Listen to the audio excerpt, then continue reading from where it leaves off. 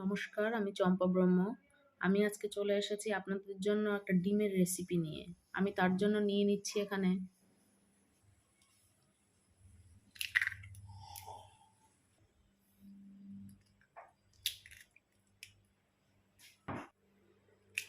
এক এক করে 5টা ডিম আমি এর মধ্যে দিয়ে দিচ্ছি।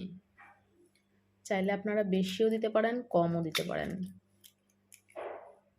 দিয়ে দিচ্ছি সামান্য লঙ্কার গুঁড়ো, স্বাদ মতো নুন। এবার আমি সুন্দর করে মিশিয়ে নেব। খুব সুন্দর করে মিশিয়ে নিয়েছি। এবার আমি নিয়ে নেব একটা স্টিলের বাটি। নিয়ে নিয়েছি আমি একটা স্টিলের টিফিন বাটি। এর মধ্যে দিয়ে দিচ্ছি কিছুটা সর্ষের তেল। তেলটাকে সাইডটাতে সুন্দর করে লাগিয়ে নেব। খুব সুন্দর করে তেলটাকে মাখিয়ে নিয়েছি। এবার ফেটিয়ে রাখা ডিমটাকে আমি এর মধ্যে ঢেলে দেব। টিফিন বাটির ঢাকনাটাকে বন্ধ করে দেব। এখানে আমি একটা পাত্রে জল বসিয়ে দিয়েছিলাম। আমি এবার এর মধ্যে টিফিন বাটিটাকে বসিয়ে দেবো। 15 মিনিটের জন্য আমি ঢাকা দিয়ে রেখে দেব। 15 মিনিট হয়ে গিয়েছে, গ্যাসটা আমি বন্ধ করে দিচ্ছি। এবার আমি ঢাকনাটাকে নামিয়ে নেব, দিয়ে টিফিন বাটিটাকে বার করে নেব। এই যে হয়ে গিয়েছে।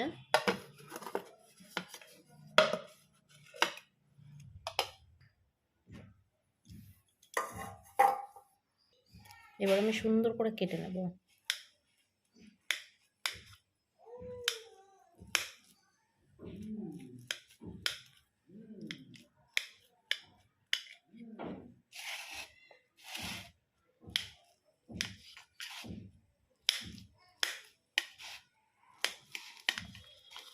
পনিরের মতন করে পিস পিস করে কেটে নিলাম। নিয়েছি আমি একটা মিক্সিং জার। দিয়ে দিচ্ছি একটা পেঁয়াজ, 5টা কাঁচা লঙ্কা, 2টো পাকা টমেটো। এবার আমি মিক্সিং করে নেব। কড়াই গরম হয়ে গিয়েছে, দিয়ে দিচ্ছি সর্ষের তেল। তেলটা গরম হয়ে গিয়েছে, এবার আমি ডিমগুলোকে ভেজে নেব।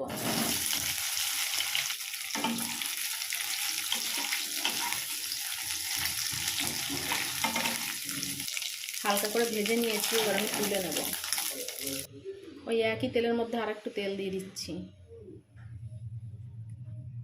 দিয়ে দিচ্ছি একটা তেজপাতা, একটা শুকনো লঙ্কা, একটু গোটা জিরে। আমি আরও 2টো পেঁয়াজ কুচিয়ে রেখে দিয়েছিলাম, দিয়ে দিচ্ছি পেঁয়াজ কুচি।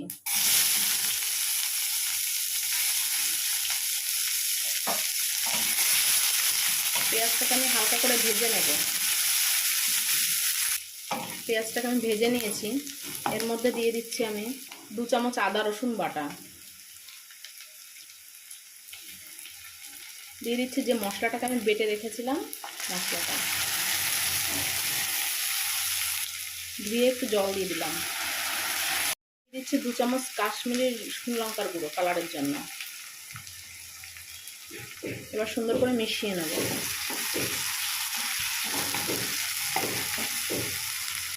দিয়ে দিচ্ছি হলুদ গুঁড়ো 1 চামচ, স্বাদ মতন নুন, আর দিয়ে দিচ্ছি 1/2 চামচ চিনি।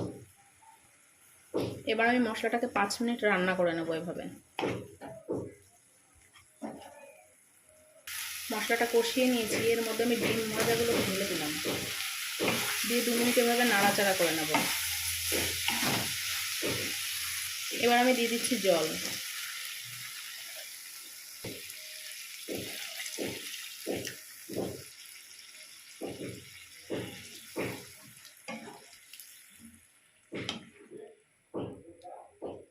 এবার আমি 5 মিনিটের জন্য ঢাকা দিয়ে দেবো।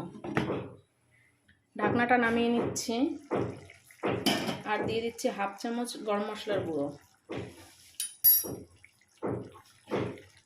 আমার রান্নাটা হয়ে গিয়েছে, এবার আমি নামিয়ে নেব। দেখুন আমার রান্নাটা একদম তৈরি হয়ে গিয়েছে। এটা রুটি, ভাত সব কিছুর সঙ্গে খেতে খুব ভালো লাগে।